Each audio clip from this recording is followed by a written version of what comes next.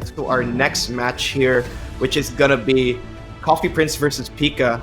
And we're gonna see here Pica, former coach of Smart Omega, now turned player, also former caster. Big highs and hellos to him. He's an Armor King, Master Raven, and Dragonov main. And once again, his Armor King is actually super entertaining. And let's see how he's gonna adjust the Coffee Prince from here. He also has that Master Raven, which was incredibly impressive during the first and second days. Master Raven with explosive damage, and it really fits, the playstyle of Pica. He's able to utilize all that damage with his very cerebral approach to the game. And Pica is also an execution machine, and it's amazing to see it. We've already seen it in other tournaments, the Revu Wevu. We've seen it, and we've seen shades of it everywhere here in the current landscape of the Nationals in the first 2 days. And I'm excited to see what he's going to pull out from his bag. He definitely makes commentators proud. I would have to talk about that because he's proving that he's not all talk. I mean, the whole community knows he's not all talk. The whole community knows how strong he is as a player. But showing that on a platform like the Nationals, is just an amazing feat. You could imagine all the pressure that he was feeling, especially on day one. He was quite vocal about it on social media. But so far, I can say he's doing an excellent job. And that's who he is. It's Pica Lozano, and it shows how passionate he is about the game. He has so much knowledge behind himself, and as he said before, he's starting off slow. He's adjusting back to the player position, and the Omegas, as said before in the pre-game show, that it's going to be a slow start, but they're just going to adjust their way. And once again, these are download machines. These are guys who can see their mistakes and see everyone else's mistakes, all these bad habits, and they will exploit it. But it'll take a while.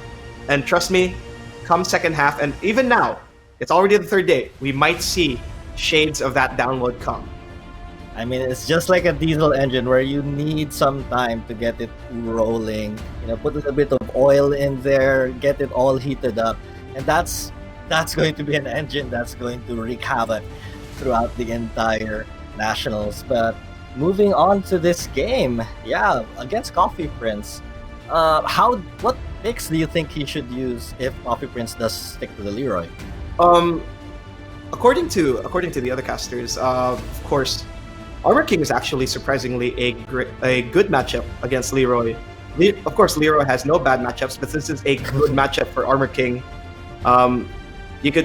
There's not much to parry for Leroy, as Armor King doesn't really rely on strings. He relies on good pokes and some of his plus frames and a few grab mix-ups. And it's just going to be the big damage that Armor King brings versus the constant mix-up and frustrating presence of Leroy. That's quite an interesting point there. It's one of the only few characters that has a good matchup against Leroy. Now, with that said, do you think Coffee Prince does realize that, and do you think he would bring out someone else? At this point, his Leroy is still evolving, and I'm pretty sure he wants to really test the waters from here. It's been getting varying degrees of success, but now against Pica, let's see what he's going to do from there. But here are our players. Smart Omega's Pica putting on the sunglasses, taking a swig off his drink, and Happy Feet Emperor's Coffee Prince looking serious, looking ready. And these two, they're nowhere near to be underestimated. I mean, Pica is an amazing player. Coffee Prince, considered one of the best in the country. I consider him one of the best in the country. Top Steve player. Seeing how this will play out is going to be a lot of fun, and I just really want to get into that first round and see how things play out. I'm actually super excited to see what they're gonna bring in store for us. And once again, Pica, if you actually watch his social media socials and stuff, he can really show off his chops with the characters he's passionate with. And once again, this is the what do you call this? How do I describe it? The personal tier list versus a someone using their universally known high tier and somebody going with their own tier list. This is an interesting matchup to say the least. It does bring out the beauty of Tekken 7 where every single character is viable. And we know that Pica has other characters in his pocket that aren't your conventional picks. And let's not forget, he could bring those out in this matchup as well. So we might be seeing a matchup that we don't normally see in tournament. It could be what? Leroy versus Violet or something. I don't know, versus Lee. Anyone. He could pull anyone out. Who knows? He might even pull out the Steve that he plays in outside the tournaments and stuff. We haven't seen the Steve yet, right? Yeah, we haven't. Which is weird because Steve's so strong. But yeah, Pica is an execution machine, and he's so. You'll never be hard pressed to be surprised by the man. And of course, once again, against somebody like Coffee Prince, let's see what surprises he's gonna pull out, the Omega Magic, you know. Omega Magic, I like that very much. And looks like we're about ready. I think we are ready for the next battle. Is everyone else ready for the next battle? We're going to begin game number 1. Smart Omega's Pica going up against. Oh yeah, the Yoshimitsu. Okay. A little bit of lore. I think I've talked about this in commentary in the previous season. Dojin has constantly pestered Pica on how to Yoshi during the previous season, apparently. And I'm so excited to see this guy's Yoshi, on the other hand, because this is Pica, the source of the Yoshi shenanigans we saw in the previous season of the Nationals with Dojin. The Yoshinanigans, I like the Yoshinanigans, yeah. Actually, seeing that Yoshimitsu pick has gotten me all hyped. I am so ready for this match. But of course, I'm also ready for the next match, but we're going to talk about that a little later. But yeah, Yoshi versus Leroy. How do you think that goes? Yoshi takes... I think I've said this before, and I'll say it again, and I love saying it. Yoshi takes the very essence of Tekken and throws it all out the window. You know? Oh. Yoshi, that ninja god with a south. You know? he's just always on the south. Wow, you pulled it out. I like it. But yeah, Yoshimitsu, really one of the most unorthodox characters in the game. It can throw anyone off their game. He has crazy movement. His stances are really weird. The really flash. catch you off guard. Yeah, that little the flash. It's 6 frames with a sword out. Do you think that's gonna play a factor in this online environment? Oh, if you start partying and he just starts flashing, I wouldn't be surprised. Just get flashed. Oh, probably that's his response to the Leroy parry, or probably like, you know, the plethora of moves that Leroy the plethora of players moves. like I think Hermit's stance when Leroy is like any form of negative, flash would be a legitimate response, despite the fact that Leroy can easily transition from move to move, and it just gets crazier and crazier from here. But really, like, let's see how well Pica can time these flashes from here. And there they are. Oh my god, it's Yoshimitsu! I'm actually super excited. Happy feet, Emperor. My feet are happy right now. Coffee Prince with the Yoshimitsu pick going up against Smart Omega's... Sorry. Pica with the Yoshimitsu pick versus Happy Feet Emperor's Coffee Prince with the Leroy. And had to correct myself. Oh, nice duck there from Coffee Prince. But of course, on the other hand, Pica's actually going on the offensive. But there it is. It's Coffee Prince going with the launcher and into the wall. And Jimmy, like, let's see when Pica's gonna pull out the crazy stuff from Yoshimitsu. He's already disrespecting Coffee Prince's turn. Yeah, he's already starting with it, but he gets caught there with double kicks from Leroy. Uh-oh. He's going crazy. Pixel health. That rage is dangerous. And there it is. Nice little catch there from Pica with that little bit of life left. That's all he needed to close out the round. And that's right. Pixel health is never to be underestimated. You shouldn't get too greedy. And Pica capitalized on it so much. Oh my goodness, he's baiting the parry too. Right, and we're seeing the unorthodox movement now from Pica here. Nice little bait on the parry. He whip punishes that, but the spring kick just to get off. Orbital lands for Coffee Prince. He has the opportunity to push and break the wall here. Little spin. No, he goes for the Oki.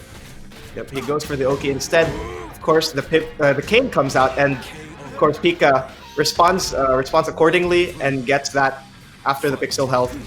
And now it's 2 rounds up Pica, 0 Coffee Prince. This is crazy. I like how he backdashed there after, the cane, after blocking the cane, just to see what Coffee Prince would do. And Coffee Prince now, with his back against the wall, he is down by 2 rounds, and here comes Pica. It wasn't even the flash that Pica was gonna need. It's just the overall unorthodox structure of Yoshimitsu, and Coffee Prince is already having a hard time getting a read on this guy. Yeah, we're seeing those spins there. It does take a bit of his life away, but here is the catch! And smart Omega Pica with this surprise Yoshimitsu takes game 1 versus Happy Feet Emperor's Coffee Prince. Like a composer, like a musician, Pica is beautiful. And that was beautiful, how do I describe it? Beautiful Yoshimitsu play from Pica. And Coffee Prince had no answer every single time. Every time Pica loses his turn, he'll just try to go for the side step. Even though he loses health for it, he just tries to get his turn back immediately. It's just so uncalled for. It's a nice little trade-off, that little bit of life to eliminate negative frames and reset the situation. It's more really, okay, I have this life lead. I can afford to spend just a bit of it to take away the disadvantage, and I think that was his game plan. That was how he orchestrated that final round, and game 1 is in the books. And yeah, like Pica, I swear, it really shows the power of the Omega brothers here, the Dragon brothers. Their patience is insane, because when Coffee pulled out the cane, even though it was his turn, he just backed off and assessed the situation. But finally, we're seeing the pocket pick Brian come out. There we go. So I think this is the first time that Coffee Prince has picked away from Leroy. Am I right? This is his first. Now he's pulling out the Byron Fury.